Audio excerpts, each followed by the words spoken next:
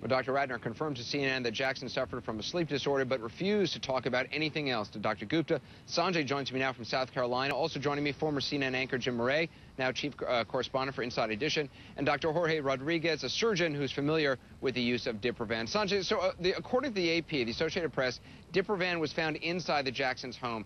Is there any legitimate medical reason why Diprovan would be in somebody's private home?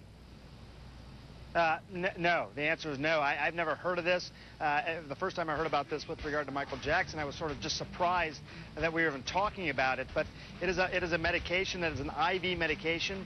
It is used in hospitals for procedures, for example, operations. It can be used as an induction element for general anesthesia. But I've never heard about it inside someone's home. And let me add to that, Anderson. If it was to be used, it typically is a medication that has to be given continuously. So you need some sort of pump. Sometimes the medication lidocaine is also used to ease the pain when the propofol is being inserted into the body. And so there's all sorts of equipment, including monitoring equipment, that goes with it. So I've just never heard of that, Anderson.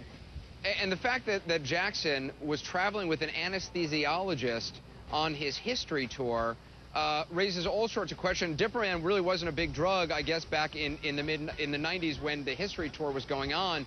But when you heard, Sanjay, that an anesthesiologist was accompanying him for concert dates, does that make any sense to you? I mean, had you ever heard of such a thing? No, I mean, you know, I know that there are sometimes doctors who accompany big groups like that in case there's some sort of medical problem.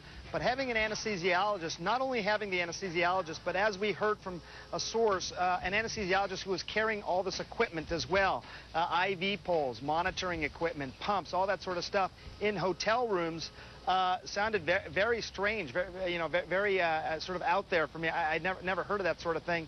And from what I understand, according to the source, there was an anesthesiologist and another doctor. And again, as you know, Anderson, the source said that this anesthesiologist said he couldn't sleep. Michael Jackson couldn't sleep, so he was putting him down at night and bringing him back up. Very strange indeed. Dr. Rodriguez, if Diprovan was in fact present, as the AP is reporting, does that raise a lot of questions to you? Oh, it's like Sanjay said, that's completely abnormal. If you'd asked me 2 weeks ago how many households in the U.S. had Diprovan in their home, 0. So it's absolutely something that raises a lot of red flags. The registered nurse who claims 3 months ago that Jackson begged her for Diprovan or wanted her to get it no matter what the cost, says that he was trying to use it for sleep.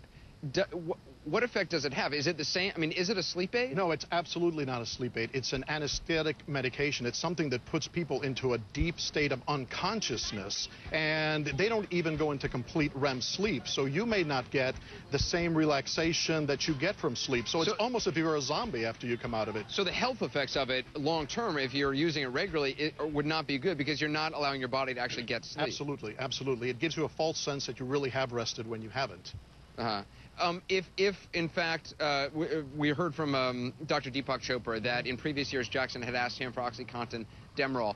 If in fact it turns out that Jackson was using other drugs, and we won't know this till the toxicology report is released, what effect, if any, would that have with a drug like Diprovan? Very deadly. It could potentially be very deadly. They're all additive. They're synergistic. So the Vicodin, for example, the OxyContin or Demerol starts lowering your respiratory rate, your heart rate. You throw Diprovan on top of that, and it could be deadly. The main thing about Diprovan, it's a good drug when used correctly, when monitored very closely.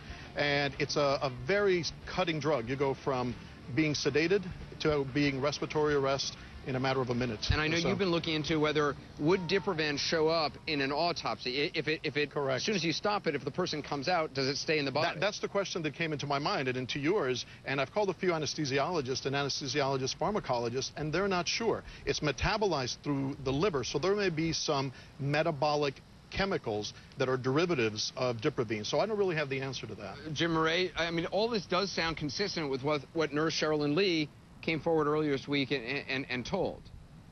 I think you're right. All of these things sound consistent. If Diprovan was found in the home, if he was traveling with a mini clinic, if he asked this nurse for this very same substance, either way, this raises the stakes of this investigation significantly, Anderson. And as you stated, the tox reports aren't in yet.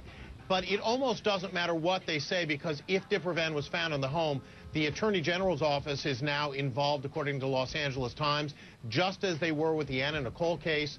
And I think that you're going to see the net spreading wider and wider to look at what drugs were prescribed over quite a long period of time. And Jim, it's not just drugs to Jackson, because, I mean, I guess they will look at what any doctor who was involved with Jackson, what drugs maybe he had prescribed to himself or even other people who could have been in the Jackson camp. Right. What we saw in Anna Nicole's case specifically that's being alleged is that there were aliases used. We've heard allegations of aliases being used here as well. And we've talked to members of Jackson's camp and members of his family who say, and as Jackson himself said, that he was addicted to opiates some years ago. So he obviously had a problem with drugs. And if doctors are knowingly prescribing an addict even more medication, you've got the potential for some criminal liability here. And certainly we remember in those immediate hours after Jackson's death was announced, Brian Oxman, the family spokesman, very dramatically on the phone saying that what happened to Michael Jackson makes what happened to Anna Nicole Smith look like nothing. We haven't heard from Brian Oxman since then. I'm not even sure if he's still a Jackson family spokesman, but obviously there's a lot of questions still to be answered. Appreciate all our guests, Dr. Rodriguez as well. Thank you very much for coming in, Jim Murray and Sanjay.